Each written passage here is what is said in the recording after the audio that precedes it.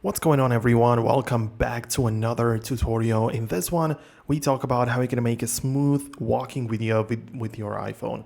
Before we get into it, make sure you're subscribed to this channel so you never miss videos like these in the future.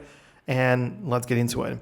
Right, so the way that you do it is, I would recommend you to just stick with the camera app. I don't think there is a need to really speculate this too much, but in here there are some settings, right? So what you need to do in order to make the video smoother is, if your iPhone has it available, then I would recommend you to turn on the action mode, which is in the video section at the top. You can see we have the flash as well as this other icon, which is action mode.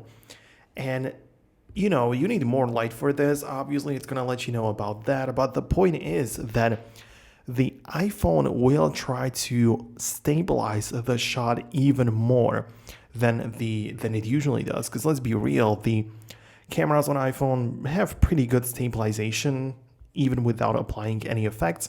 So it's just that. But with the action mode, what it's essentially going to do is that the video is no longer going to be 4K but 2.8K, and it's going to use the rest of the resolution. So it's going to zoom it in a little bit, and then it's going to balance it out, so it's going to appear at the end as more stabilized.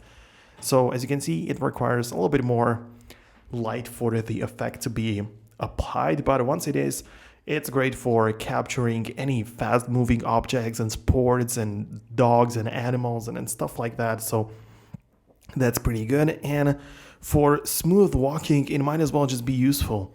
So when you apply this, you can just hold your phone in your hand a little less, you don't need to pay attention to it as much, and you can just freely hold it in your hand, and it's going to be much smoother.